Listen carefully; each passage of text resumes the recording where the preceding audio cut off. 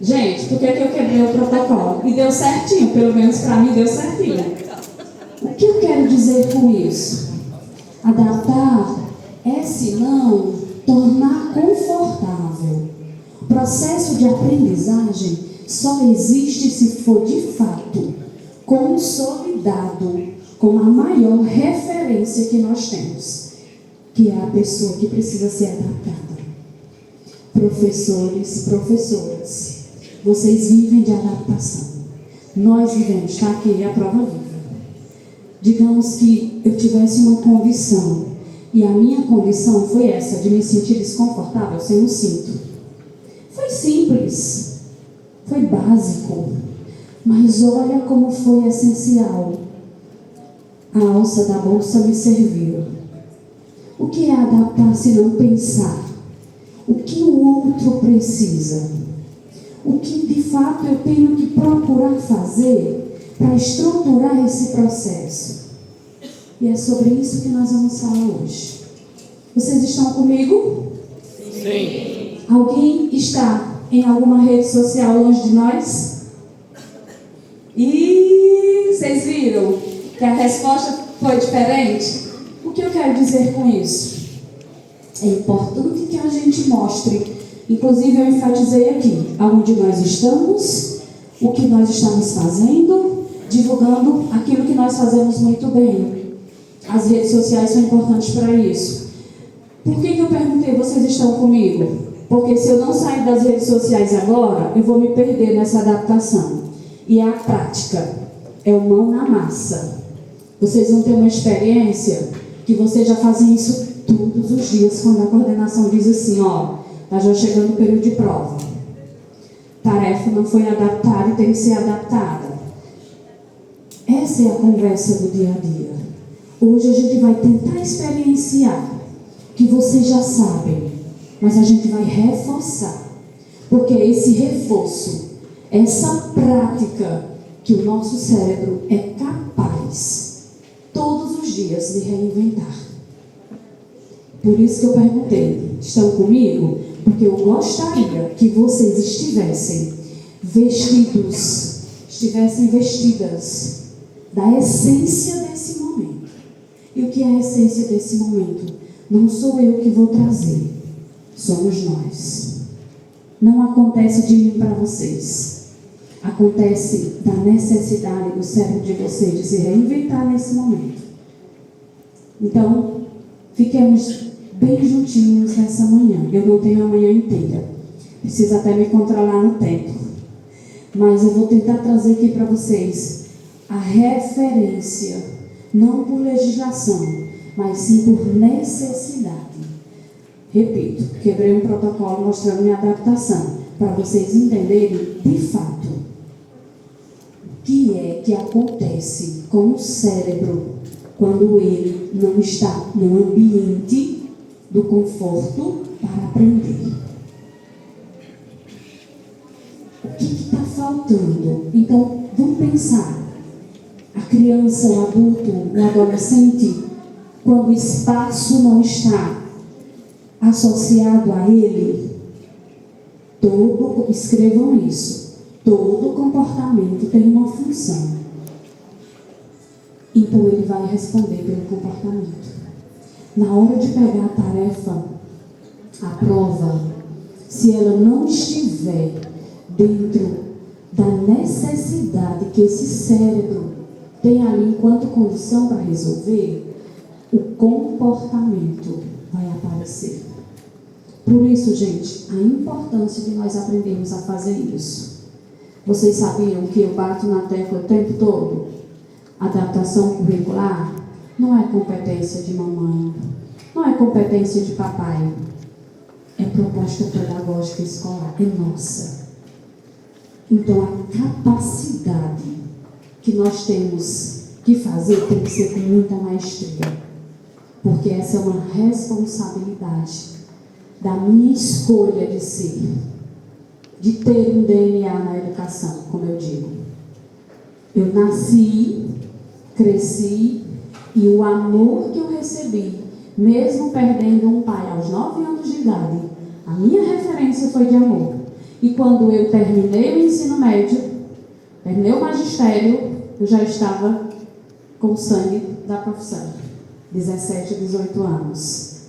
No meu estágio do magistério, eu já saí do estágio dominando a sala em que eu estagiei, porque a professora tinha uma viagem de um mês. Me chamou e disse: você quer ficar esse mês na minha sala? E eu disse: quero. E eu recordo, gente, demais. Quem aqui não recorda seu primeiro momento? E quem não se sensibilizar, quem não potencializar, quem não tirar de si a essência de estar na educação, vai ficar por pouco tempo. Porque ela é prova viva de entrega. Educação é o que transforma. Mas para eu transformar, eu preciso ser transformada. Vamos transformar o dia de hoje naquele processo que é desafiador, que é difícil, que me dá trabalho, mas que eu posso fazer, porque eu preciso aprender a fazer. E aí eu vou perguntar. Vocês sabem que eu trouxe uma fala para um grupo aqui na frente que me inquietaram. A gente sabe que tem que ser usado na educação. Eu digo isso o tempo todo para mim que a gente está conversando. O que é ser usado? Partir para cima. É aparecer de verdade, não é aparecer como pessoa. É mostrar o que sabe fazer, não é para vanglória. Mas sim para a gente dizer: eu faço a diferença. E a diferença está em nós. A oportunidade de fazer a diferença. E aí eu vou ser ousada perguntando: quem de vocês aqui tem dificuldade em fazer uma adaptação de prova? Levanta a mão. Ótimo, tem muita gente preparada. Eita, desafio, Aline. Eita, desafio para mim. Gente, nada mais, nada menos, adaptar tem seu protocolo. Mas antes de protocolo, tem sensibilidade. Por quê? Vocês já pararam para pensar que quando a gente está adaptando, alguém está ali no pé da orelha dizendo: cuidado com a nota? A nota tem que ser fidedigna? Né, tem gente ali no ouvido dizendo que a gente está adaptando, sem ter ninguém ao lado, a gente já diz assim: eu tenho que ter cuidado que ele não pode tirar um 10. É assim? Esse é o nosso feijão com arroz de todo dia, não é não? Eu preciso ter cuidado para ele não tirar um 10. Uma vez me fizeram uma pergunta: Elisângela, uma criança com deficiência intelectual, ela pode tirar um 10? Claro! Claro que ela pode. Por quê? Qual é o perfil de hoje? Encontrar a potencialidade. Se ela tem uma potencialidade, se ela administra bem essa potencialidade, por que ela não vai tirar um 10? Agora, dentro da proposta, a gente precisa entender: leitura, escrita e matemática não determina o conjunto. Então eu tenho que ter um cuidado aqui, porque ler, escrever e raciocinar é protocolo. É protocolo. Protocolo que precisa ser muito bem estruturado, analisado e visto. Então aqui eu tenho que ter cuidado com 10, porque a escrita, a leitura e a matemática são referências de conteúdo preditor. Ponto, é diferente. Agora, o que eu quero na prova? Conteúdo. Parte da prova é conteúdo. Parte da prova é leitura, escrita e matemática. Elisângela, a prova tem que ser dividida assim? Tem que ser dividida assim. Precisa ser dividida assim. Até porque quando a gente vai para a BNCC, ela não contempla separado. Ela contempla o conjunto. E aí a gente precisa saber como adaptar, o que adaptar e para quem. O que é o como adaptar? É o tipo de prova. Que tipo de avaliação eu vou fazer? Para quem? Para o TDAH, para o autismo, para a deficiência intelectual, para deficiência auditiva. Então eu vou buscando o para quem. E o para quê? Para que eu possa ver o processo de aprendizagem que é contínuo dentro de um sistema que me permite ter uma nota. Então, nós estamos mostrando aqui hoje a importância da gente tentar estruturar isso para a gente não se perder. Por quê? Porque se eu não tiver cuidado, vai ser o sistema pelo sistema. Tem que ter uma nota. Isso pesa para a gente, não pesa? Tem que ter uma nota. Por isso que nós precisamos ser ousados. E essa ousadia, nada mais, nada menos, vem disso aqui, ó. Vem disso aqui. Um conjunto de mãos dadas. Adaptação curricular. É perspectiva do professor. Porque a prática pedagógica está na sala de aula. Mas ela não começa no professor. Porque tem todo um material didático. Estudado por quem? Pela equipe. Então, se é estudado pela equipe, vamos pensar.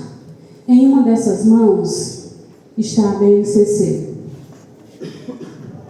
Na outra mão está a gestão, porque também tem uma participação, direta ou indireta. Aí entra direção, coordenação, equipe de inclusão e vocês, professores. O mão na massa é de quem? Da equipe de professores. Porque é quem está com o aluno conhece o aluno. Eu vivi em um certo momento uma cena bem difícil. Eu fiz um atendimento a uma família e a mãe olhou para mim e disse assim: como psicopedagoga você sabe que quem tem que adaptar as provas é você. Porque a professora não sabe adaptar, ela não estudou para isso. E agora o que eu digo? Porque a referência de quem está de fora é essa. Tem que saber fazer. É essa.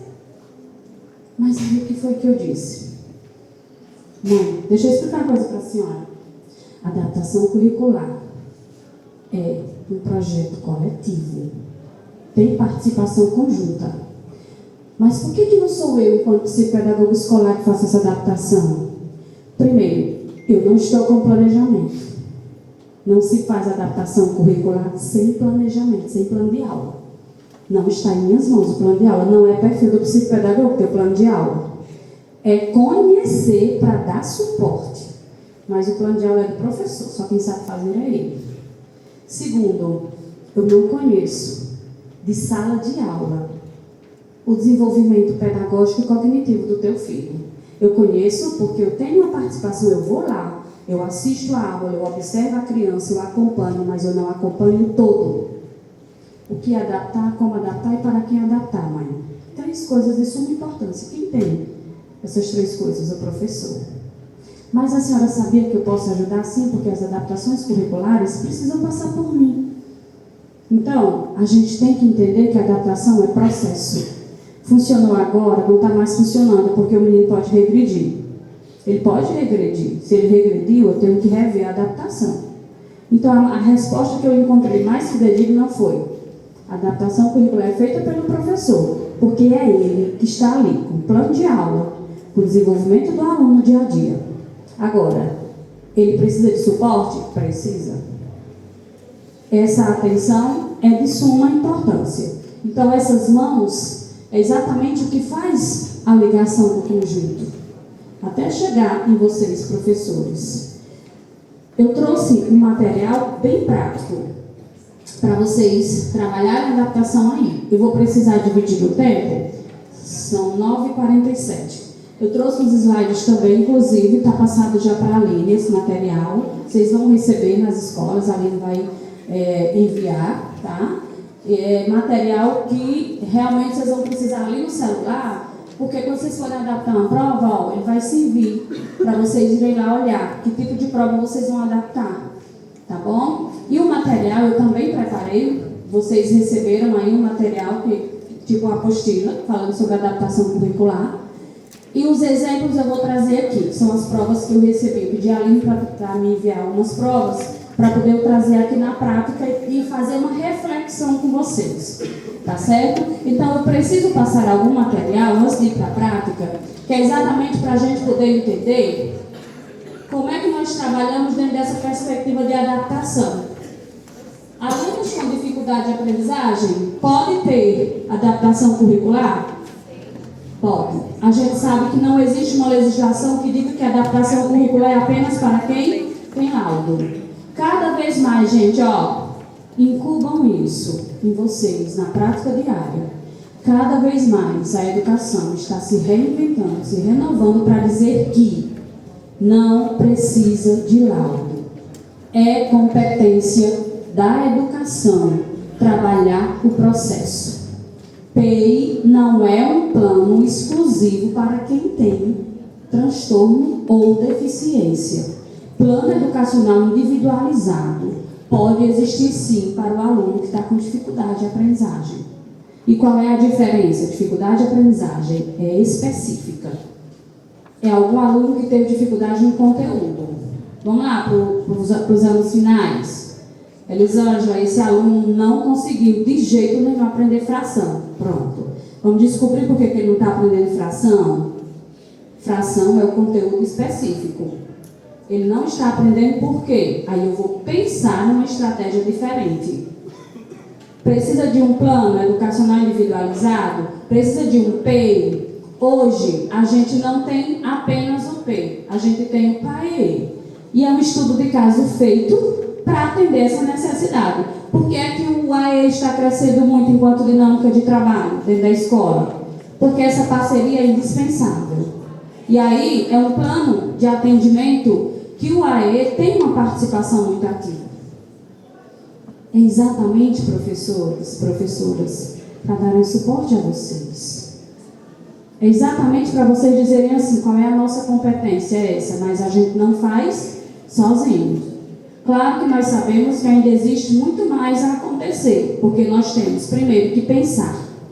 Nós temos uma sociedade que cada vez mais nós estamos vendo a necessidade de de transformar um cinto da alça da bolsa. A gente está precisando pensar que cada vez mais a gente está vendo isso.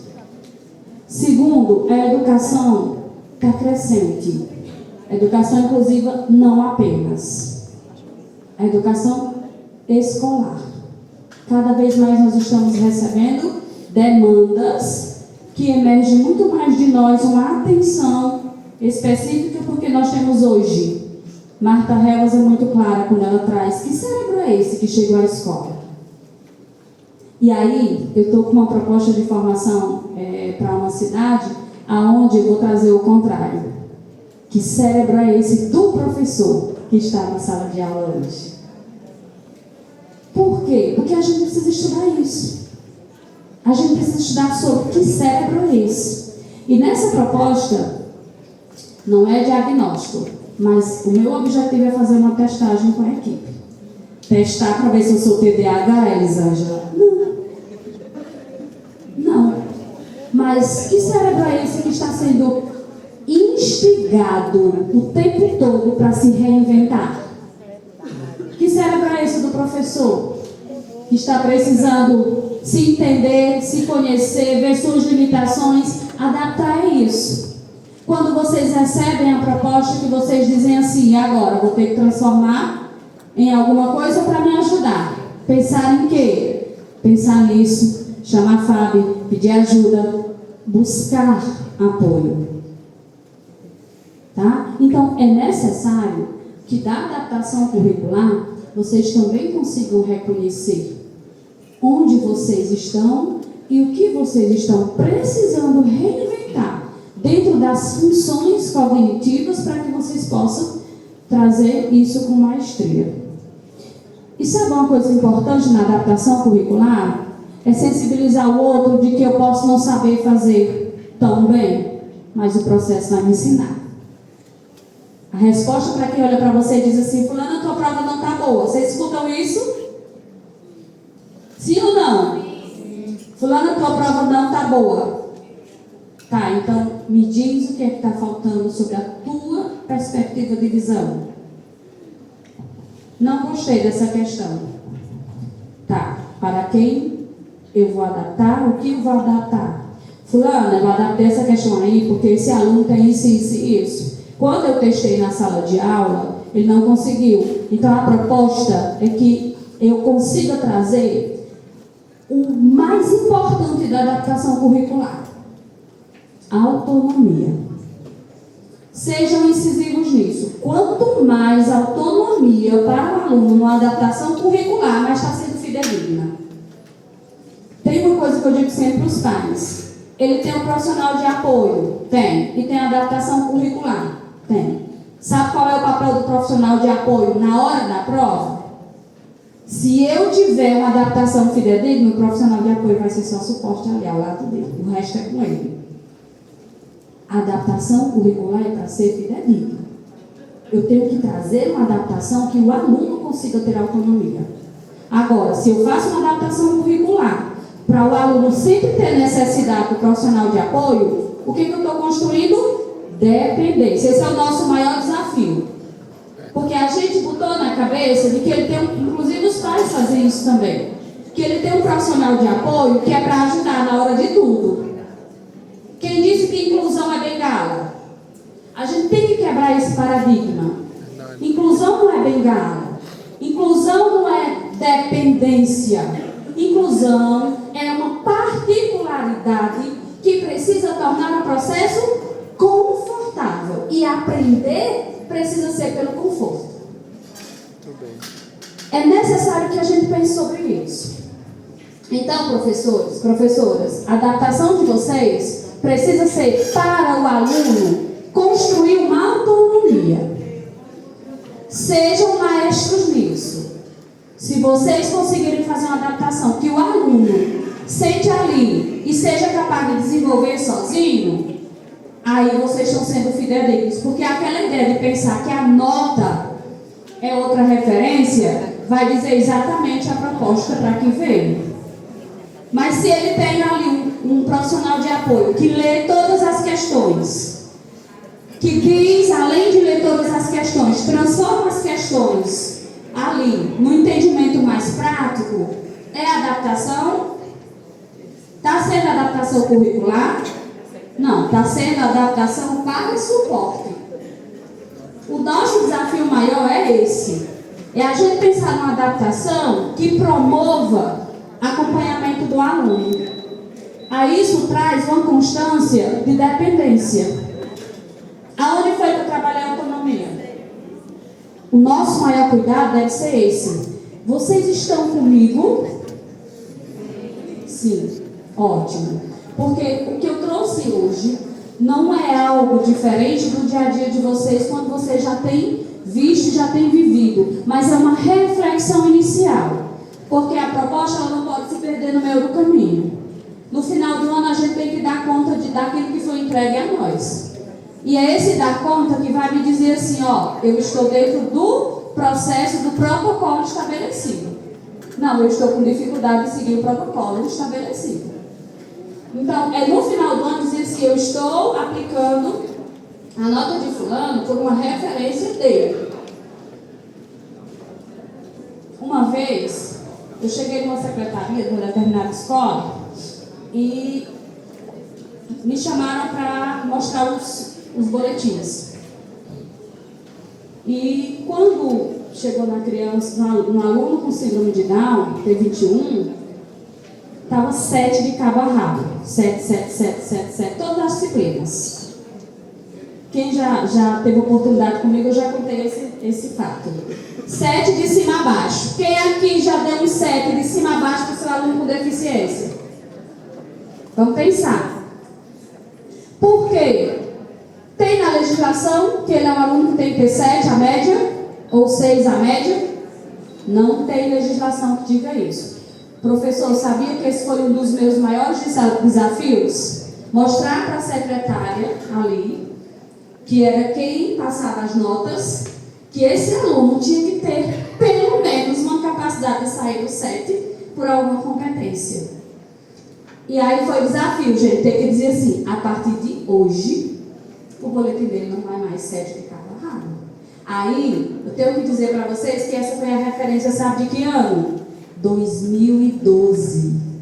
Em 2012, não se falava totalmente e abertamente como nós temos hoje, adaptação curricular. E aí, quando eu vi, eu digo, nós vamos precisar implementar um projeto dentro da escola. Criei o projeto e o aluno foi estruturado dentro de um material adaptado. A partir do material adaptado, ele estava no 4º ano nessa época, a partir do material adaptado, ele teve a nota dele. Qual era o nível? Aí vocês têm alunos assim. Qual era o nível dele? Infantil 4. Como é que eu aplico uma nota no sistema, dando um 7 para o aluno que está lá no 4º ano, com todo aquele conteúdo, onde o nível dele é de infantil 4? É a nossa realidade? Podem dizer que é. Isso é real para nós. Por isso que a adaptação curricular existe. Para que a gente possa mostrar, trabalhar, intensificar a proposta pedagógica dentro da realidade, da condição neurológica desse aluno. Aí, professor, eu pude explicar porque que ele não era mais 7. Mas se o 7 vai de cabo a rabo, eu não posso explicar, porque ele está sendo copiou, colou. Eu estou olhando para o aluno? Não. Eu estou olhando apenas para quem? Sistema. Não posso deixar buraco. Se eu não posso deixar um buraco, tem que botar uma nota. Mas eu não posso botar um 3. Então eu tenho que botar um 7, porque senão o sistema não passa ele. Essa fala é capacitista. Porque hoje nós temos recursos suficientes para mostrar o contrário disso. Nós temos recursos suficientes para mostrar que não é isso que nós temos que fazer. A proposta dessa formação é exatamente que nós saiamos daqui na reflexão do que nós estamos fazendo, do que está sendo de fato referência, do que está dando certo e do que não está dando certo. Então, a proposta principal é essa. É pensar o aluno, gente, não é para ser 10. É pensar o aluno para ter espaço social de crescimento e desenvolvimento. E o papel da escola nunca deixou de ser esse. Mesmo lá no tempo que eu tinha 7 anos de idade e que eu demorei a fazer uma tarefa de matemática, a professora puxou minha orelha. Eu fui dessa época. Só porque eu demorei a fazer a tarefa. Então, a perspectiva educacional sempre foi aquela do desenvolvimento. Só que, na época, ler e escrever era prioridade. Não tinha um cérebro pensante ali. Então, eu trouxe um material muito rico, que não vou deixar esclarecer totalmente aqui. Mas para a gente partir para a prática, eu precisava trazer essa reflexão. E aí eu trouxe o material mais completo para vocês depois ficarem com esse material. A proposta não é trazer o material aqui hoje minuciosamente, a gente ir para a prática. A proposta é essa. Aí eu vou só passar para vocês saberem o que vocês vão receber.